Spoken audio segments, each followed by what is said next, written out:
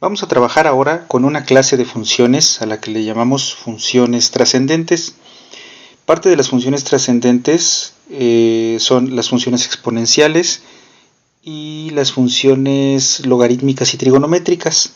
Nos vamos a ir por partes. En este video vamos a trabajar únicamente las funciones exponenciales para empezar con las funciones trascendentes. ¿Qué es una función exponencial? Para empezar, es una función. ¿A qué se refiere esto? Es una regla mediante la cual yo voy a poder obtener un valor de y a partir de un valor de x, como hemos estado estudiando desde el inicio del curso. Sin embargo, estas funciones exponenciales tienen una cuestión particular. Deben de cumplir con cierto formato similar al que estamos señalando aquí a la derecha. ¿Qué particularidades tiene este formato? Considera dos números o dos términos. Al inicio debo de elegir qué número voy a tomar en cuenta como base, cuál es el número que voy a elevar a potencia, y segundo, cuál va a ser el exponente al que voy a elevar ese número. Sin embargo, cuando trabajamos con funciones exponenciales, una vez que trabajamos con una función, que ya estamos hablando de cierta función en específico, vamos a dejar fijo nuestro número a. Es decir, cada función va a tener fijo un valor en específico, que es el que le vamos a llamar la base, y lo que va a estar cambiando de valor va a ser la x, como lo podemos ver aquí. Ahora, antes de trabajar con las funciones exponenciales, vamos a revisar rápidamente la anatomía de una elevación a potencia, como lo tenemos aquí a la izquierda. ¿Cómo funciona una elevación a potencia? Pues bueno, conocemos que este número, como ya dijimos, es la base, es el número que yo voy a tomar como un punto de partida para elevar a potencia. La x es mi exponente, es el número de veces que yo voy a tomar esa base a. Y el resultado de hacer esa multiplicación tantas veces como me diga el exponente es este número que yo estoy representando por p, y también se le llama potencia. Normalmente cuando decimos la potencia nos referimos al resultado de esa operación, que es elevar a potencia. Podría parecer un poco ambiguo, pero normalmente sucede esas cosas en matemáticas por los usos y costumbres. Hay algunas convenciones al respecto. Ahorita vamos a poner unos ejemplos de las elevaciones a potencia.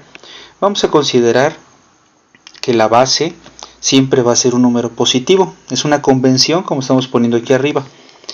¿Por qué consideramos un número positivo? Pues porque cuando nosotros tenemos elevaciones a potencia de números positivos, vamos a considerar que este número se multiplica por sí mismo 3 veces. Nuestro resultado va a ser positivo si tenemos los números positivos.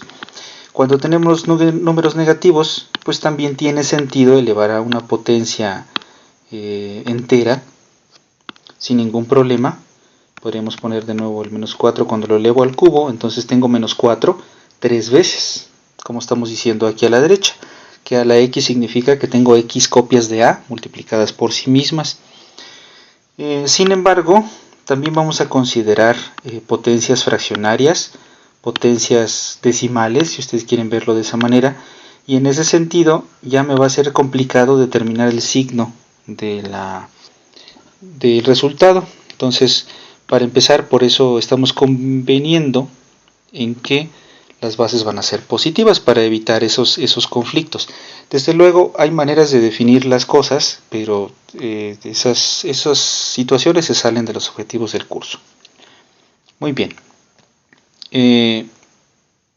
Las elevaciones a potencia cumplen con ciertas leyes que nosotros ya conocemos de nuestros primeros cursos de álgebra, que les conocemos como las leyes de los exponentes.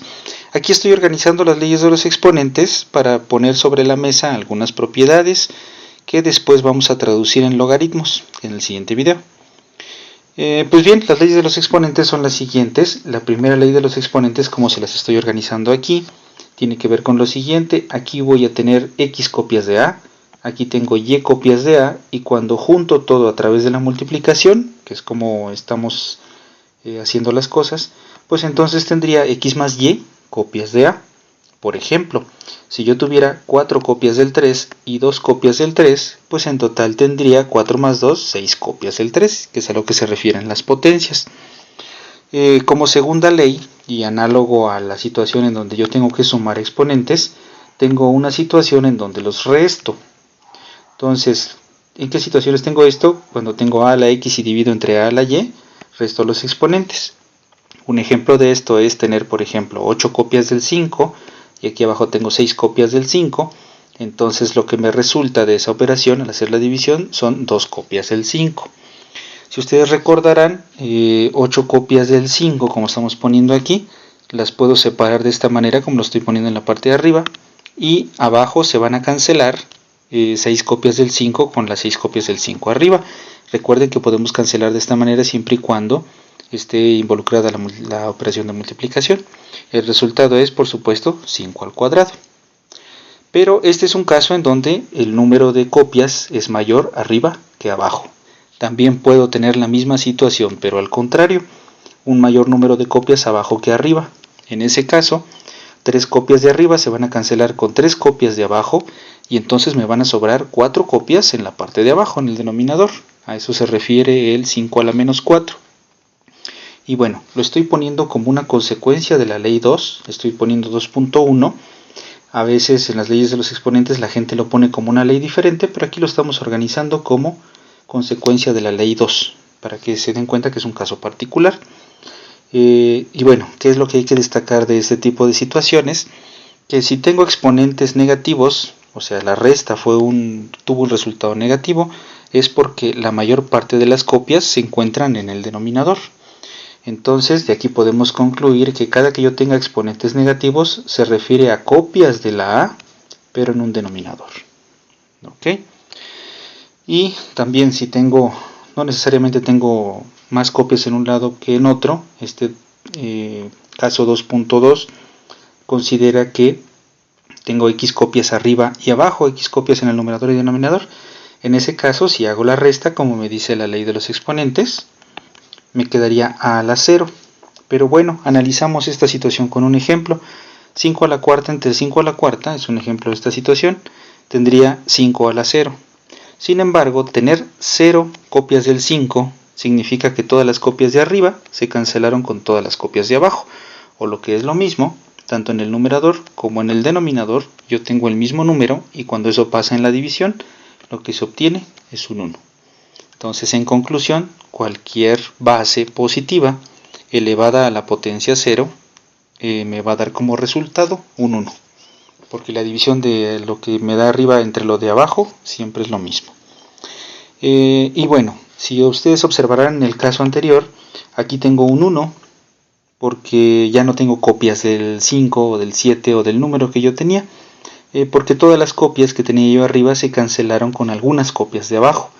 Y entonces señalar que no tengo copias, o sea, el neutro multiplicativo es el 1. De manera análoga, como pasa cuando yo tengo 7 menos 7, estoy hablando de la resta, que es una operación contraria a la suma, tengo 0 y este es mi neutro aditivo. Entonces, cuando ya no me queda nada, cuando un 7 se anuló con un menos 7 o un menos 7 se anuló con el 7, podemos verlo así también, entonces tengo 0, no me queda nada, no me queda ningún valor. Algo similar pasa cuando estamos hablando de la multiplicación. Cuando las cosas se anulan, cuando no tengo ninguna copia, quiere decir que utilicé la división para cancelar algún número por el que estaba multiplicando y entonces me quedó un 1. Dicho de otra manera, la nada para la multiplicación es el 1. De manera análoga, el 0 es la nada para la suma. Aquí tengo un tercer ejemplo, una tercera ley de los exponentes, que es una aplicación de la primera, podemos verlo así también. En la tercera ley lo que estoy dando a entender es que tengo n veces las x copias de a. ¿Qué quiere decir esto? Quiere decir que n veces tengo estos paquetitos que tienen x copias de a. Por lo tanto, ¿cuántas copias de la a voy a tener como resultado? Pues n por x. Tengo n veces x copias. Entonces tengo a elevado a la nx. Dicho de otras palabras, cuando yo tenga ese tipo de situación, voy a multiplicar los exponentes. Un ejemplo de esto es 7 al cubo, lo voy a tener 4 veces. Entonces, si tengo 4 veces 3 copias del 7, voy a tener 3 por 4 copias del 7, o sea, 12 copias del 7. De la misma manera, también La operación contraria a la elevación a potencia es la raíz. Cuando yo tenga raíces, fíjense, aquí tenemos un exponente x que pertenece a la a. Estoy sacando su raíz mésima. Cuando saco raíces, lo que nos dice la ley es que tengo que dividir el exponente. Pues es algo más o menos natural, ya lo habremos trabajado en Matemáticas 1, pero lo retomamos. Por ejemplo, si tengo 7 a la cuarta y le saco una raíz cuadrada, pues entonces voy a tener 5 al cuadrado. ¿Qué fue lo que pasó? ¿De dónde obtuve este 2? Pues finalmente fue este 6 dividido entre el exponente 2, que normalmente no escribo en la raíz cuadrada. Si tuviera un 6, por ejemplo, y lo divido entre 2, pues voy a tener aquí 5 al cubo. Ejemplos de esto son los que tengo aquí a la derecha. Si tuviera un 11 elevado a la 15 y le saco raíz cúbica, entonces voy a tener 11 elevado a la 15 entre 3, y lo que me da como resultado 11 a la quinta. Hay algunas situaciones en particular también que las puse como consecuencias de la ley 4. La 4.1, la particularidad que tiene es algo que señalamos en este ejemplo que les puse aquí. El índice de la raíz, así se le llama a esta m, no aparece. Entonces cuando no aparece nosotros sabemos que es un 2. Esto es común en matemáticas. Ustedes recordarán que cuando tengo un número escrito así solo, tiene un signo positivo aunque no se le escriba. Cuando me aparece una variable mx, por ejemplo, el coeficiente numérico de esa expresión es un 1 aunque yo no lo escriba. De ese mismo modo, cuando no escribimos el índice de la raíz, sabemos que se refiere a un 2, que es una raíz cuadrada. ¿Cómo escribo esto entonces con exponentes fraccionarios? Así. Y un ejemplo de esto es cuando tengo 5 al cubo, le saco raíz cuadrada, entonces tengo 5 a la 3 medios. Estábamos acostumbrados hasta en la secundaria a trabajar con exponentes enteros, y a partir de la preparatoria hemos estado trabajando con exponentes fraccionarios. Pues bueno, los exponentes fraccionarios se refieren a raíces, como ustedes pueden ver. Y este otro ejemplo que ponemos aquí, tengo una raíz cuadrada de un número. Aquí no estoy escribiendo ni el exponente 1 de la a ni la raíz cuadrada. ¿Por qué? Porque recordemos que, lo pusimos hasta aquí arriba, cuando yo pongo a la 1, nos referimos a que tengo una copia de la a, o sea, solamente la a. Entonces en este caso no escribo el 1, no escribo el 2, pero yo sé que ahí están, entonces puedo escribir la raíz cuadrada como el número elevado a la 1 medio. Como ejemplo, puedo tener la raíz cúbica de 3, la puedo escribir como 3 a la 1 medio. Ok, y esas son las leyes de los exponentes, ya más o menos hemos aprendido a trabajar con ellas. Para terminar con las propiedades de una elevación a potencia, vamos a hablar de que tenemos dos bases privilegiadas. Hay una base que es la del sistema decimal, obviamente porque trabajamos con un sistema decimal, por eso nos importa mucho el 10. Y entonces, pues hablar de potencias del 10 se refiere a trabajar con expresiones como 10 al cubo, raíz de 10, como 10 a la 2 quintos. Lo que quiere decir aquí es que 10 lo eleva al cuadrado, o sea es un 100, y ese 100 le estoy sacando su raíz quinta. 10 a la menos 2, que quiere decir que es un 1 entre 100, porque tendría las dos copias del 10 en un denominador, etc. La otra base que está privilegiada es el número e, que es un número irracional, como ya en algún momento trabajamos en los primeros cursos de matemáticas. Es de la misma naturaleza de pi, de la misma naturaleza de una raíz de 3, por ejemplo, que es un número decimal infinito que no tiene periodicidad en las cifras decimales. El valor de e es aproximadamente este valor. Normalmente cuando bastan 4 o 5 decimales para trabajar, incluso 3, 2, los decimales que necesitemos, pues ahí vamos truncando nuestro número. Por ejemplo, si tengo que usar simplemente 5 cifras decimales, pues yo puedo pensar que la e está aproximada por este valor, o puedo tratarlo como ese valor. Entonces, las potencias de la e van a ser, por ejemplo, si tengo e al cuadrado, voy a tener un número como este, si redondeo a 4 decimales. O, pues obviamente también puedo considerar raíces de la e elevada a la 7 medios, que quiere decir que la elevé a la séptima y luego le saqué raíz cuadrada. E a la menos 5, que quiere decir que tengo 5 copias de la e en un denominador, y un largo, etcétera. ¿Ok? Entonces, estas son las propiedades, estamos recordando propiedades de los exponentes que ya hemos trabajado. Ok, ahora, ¿a qué corresponde esta parte del curso? Y a las funciones racionales corresponde a lo siguiente. yo quiero ver exponenciales como funciones. Aquí de nuevo estoy señalando que la base es constante, es un número que yo ya establecí de antemano. Lo que va a estar variando es la x, y los valores que también van a estar variando van a ser las y, pero las y no tienen grados de libertad. La x sí está libre, pero la y no, la y va a depender del valor que yo le dé a la x. Por ejemplo, puedo tener, digamos, si yo establezco que la g es una función, yo puedo definirla, le puedo dar el nombre, la letra, toma como una base el 3, es un número positivo que estoy tomando como base. Voy a tener la expresión 3 a la x, y entonces, ¿qué valores va a obtener la y? Los valores que voy a tener para la y pueden ser los siguientes. Si recordarán, a veces hacíamos estas tablas. Podría darle, por ejemplo, un valor de menos 4, y entonces el valor que le corresponde a la y es 3 a la menos 4. O lo que es lo mismo, es 1 entre 3 a la cuarta. 3 a la cuarta es un 81, porque es 3 por 3 por 3 por 3. Entonces me va a dar algún número decimal, que no sé cuánto es de momento. Menos 3, lo mismo va a pasar, 3 a la menos 3, y lo que voy a obtener va a ser entonces 1 entre 3 al cubo, que va a ser 1 sobre 27, es una fracción más pequeña, es un número decimal, perdón, es una fracción más grande, es un número decimal más grande. Y así podemos seguir. Si quiero la 0, y va a ser 3 a la 0, o sea, un 1. ¿Qué otra cosa puedo tener? Y así puedo darle valores, ¿verdad? 3 al cuadrado va a ser un 9. 7 va a ser y igual a 3 a la séptima. Pues voy a tener un número muy grande. Ok, entonces observen ustedes lo que sucede.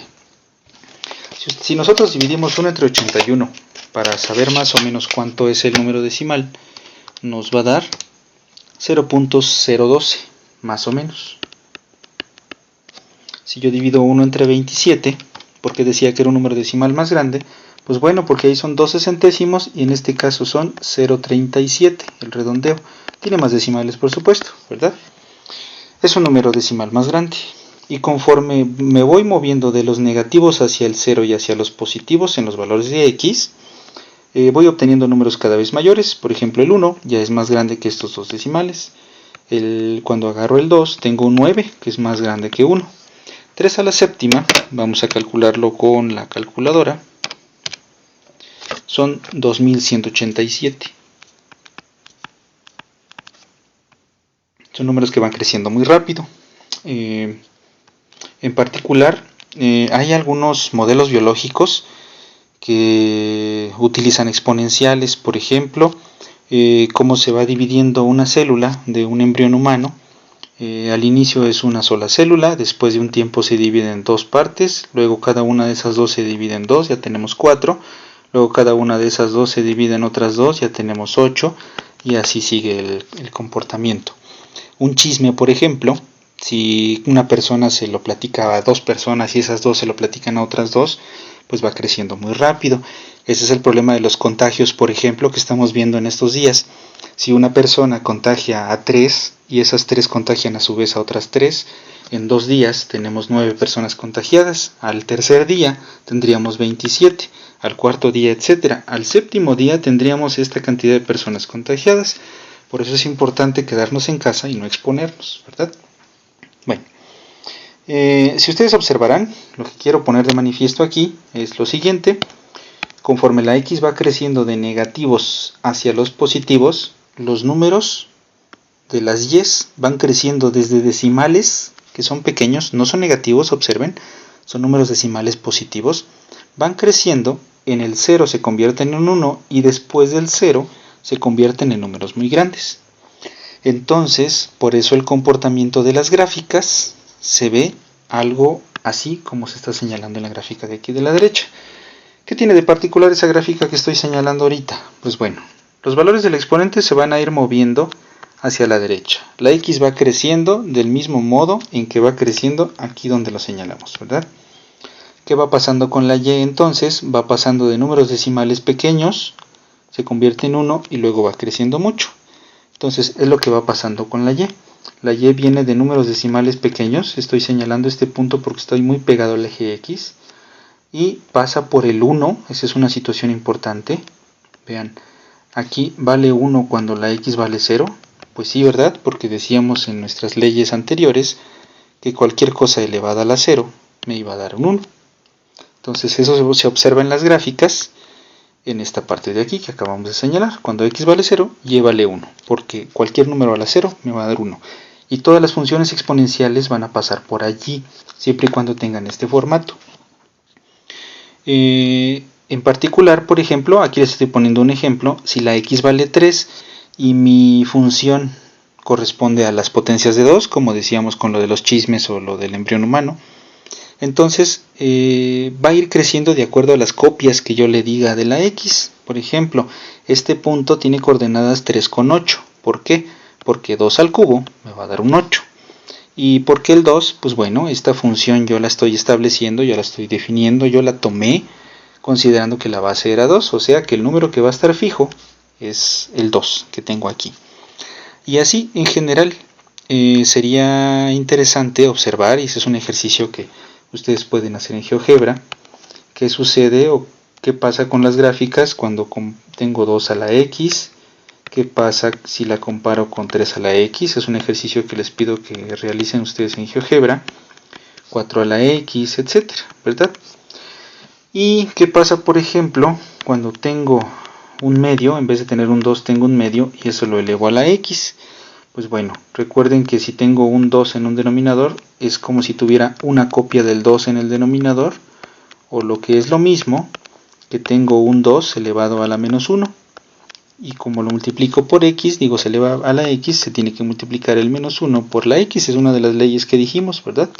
Entonces me queda como un 2 a la menos x. Moraleja, si tengo fracciones 1 entre algo elevado a la x, lo puedo cambiar por ese algo elevado a la menos x.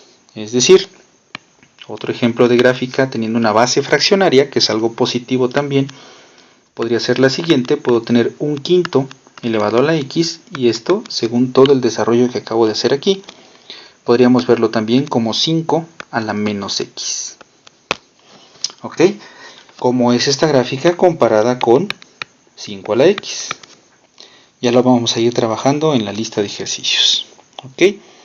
Entonces, estas son simplemente las bases para trabajar con las funciones exponenciales, y en sus listas de ejercicios vamos a tratar algunas particularidades, algunas situaciones que se dan con todos estos casos. En particular les voy a pedir en los ejercicios todos estos que estamos poniendo aquí. Este es simplemente su clase en la que estamos explicando las cosas, y desde luego si surgen dudas más adelante las vamos a ir resolviendo.